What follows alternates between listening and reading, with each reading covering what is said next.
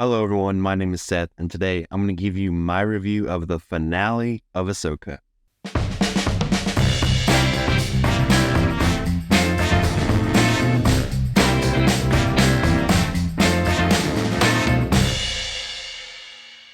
If you didn't see my post on YouTube or you don't follow me on social media, which you should, by the way, I do apologize for not getting my episode 7 review out. I was out of town, didn't have a place to record. So I'm going to touch on it briefly here. But before I get into Ahsoka's finale review, there's a quick announcement I want to make. There's going to be a slight change with the upload schedule. I'm still going to upload every Tuesday, but the Thursday video will now be coming out on Friday. So when you're watching this is the last video that'll be coming out on Thursday. So going forward, you can be sure to look for my videos Tuesdays and Fridays. But before I go any farther, go ahead and like this video, hit subscribe, and hit the bell icon so you never miss a video. So to jump right in real quick with episode 7, I liked it. I think the majority of the episode was really moving pieces into place for the finale, but I think it did that very well. Just because that was the purpose of the episode doesn't mean it wasn't a good episode. I have a feeling it'll probably get lost in the shuffle a little bit of all of the episodes when you're talking about this season as a whole, but it still was a good episode and I still liked it. I loved the interaction between Ezra and Sabine. They just really nailed these two characters, especially these two being together. And Iman has done such a great job with the character. It just feels like Ezra from Rebels, and that's exactly what you want. But jumping into the finale, this does have like an epic finale feel to it. I loved seeing Ahsoka and Ezra and Sabine all come together here in this episode, and especially with the action sequence that they had together. And I love right from the beginning of this episode, we know exactly what the mission is. We know exactly what we got to do. We got to go. We either got to stop Thrawn or make sure we leave with him. And all he was concerned with is making sure he stalls them long enough to where he can leave and leave them behind. I feel like this was simple for a last episode, but it worked. I think the simplicity of just, hey, we got to go stop Thrawn right now. Like, that's the deal. I think that works.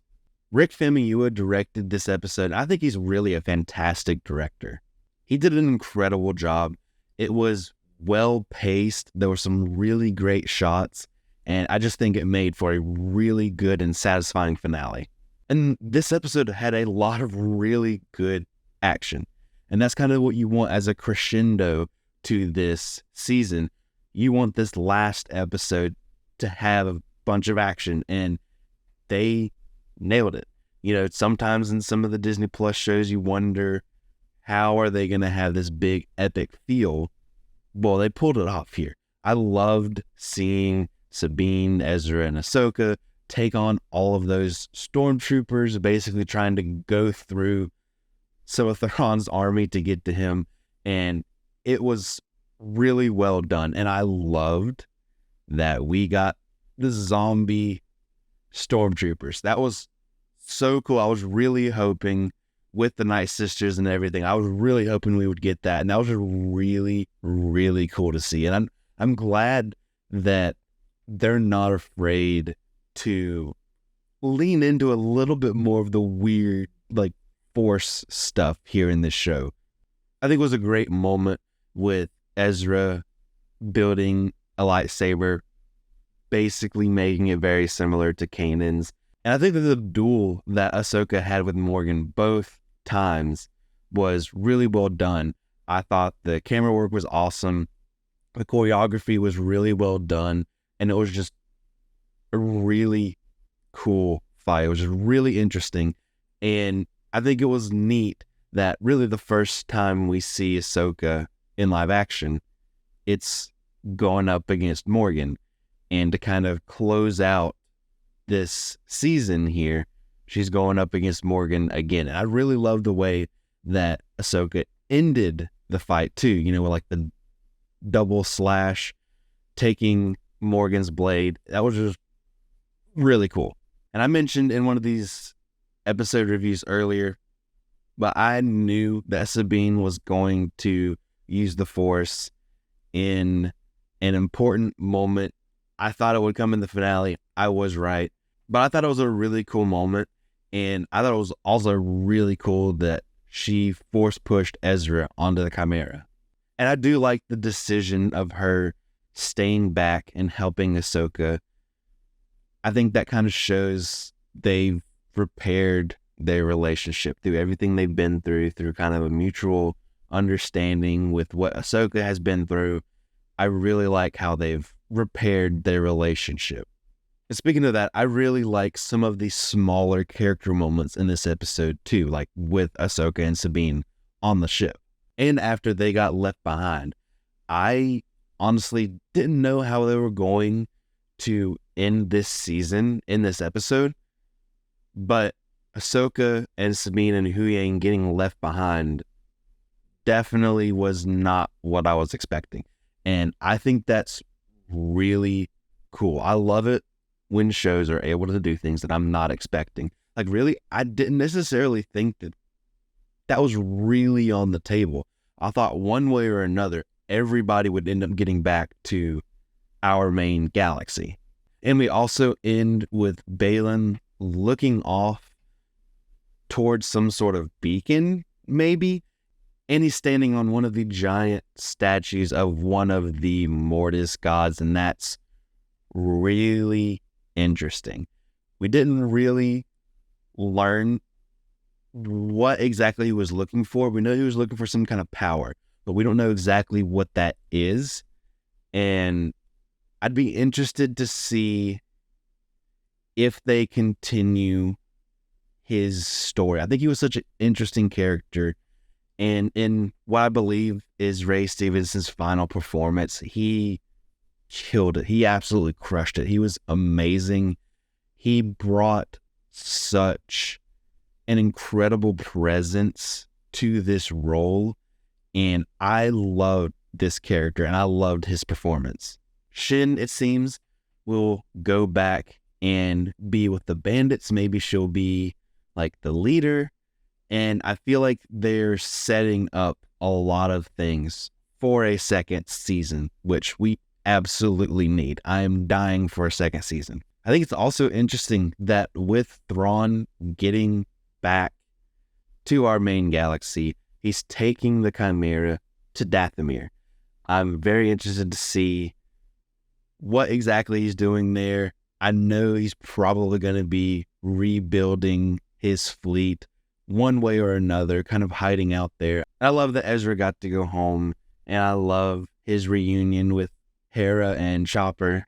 At the end, we see Morai looking over Ahsoka, and we see Force Ghost Anakin. I think this was a great way to end this season. It was a great way to end the episode, and I'm very, very satisfied.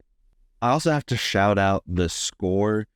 All throughout this season, Kevin Kiner was amazing. He did such a good job with this score. He always does an absolutely fantastic job, but this just feels so much like Star Wars. The score is so beautiful. It always fits what we're seeing on screen, and I absolutely loved it.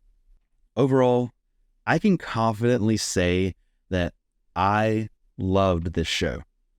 I loved the character development that we saw both for Ahsoka and Sabine, but really for Ahsoka, they kind of put into context everything we've seen of her in live action and kind of even some of the things we haven't seen, just her emotions around dealing with her master and what it means to be a Jedi. They do such a good job here, and we start to see more of her personality come back as the series goes on. And I think that was just really wonderful. Everyone in this does such a great job. They give such a great performance. They do such a good job of introducing us to new characters and translating fan favorite characters from animation. I think the overall story for the season maybe was a little bit simple.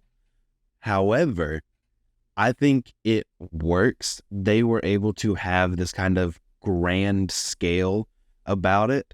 And I'm so excited for the next part of this story. I'm so excited to see what's next for these characters.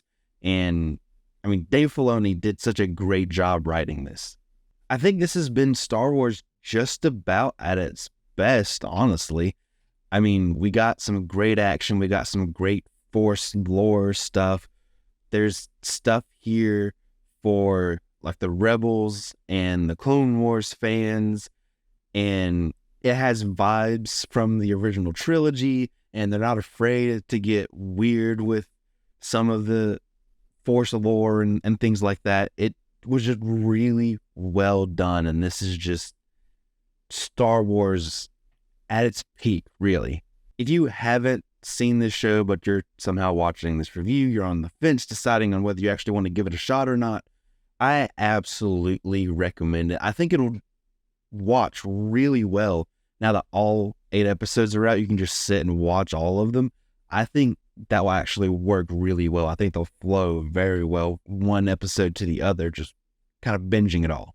This is up there with Andor and with the best seasons of The Mandalorian. For me, I loved this show. But that's it. That's my review of Ahsoka.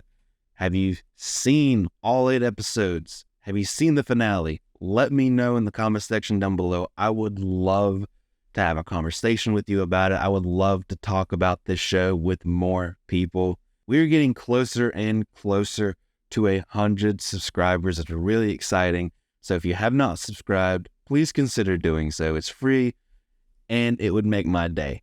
Don't forget to like this video, hit subscribe, and hit the bell icon so you never miss a video. Follow me on social media at CinemaSeth, pretty much anywhere, and I'll see you next time.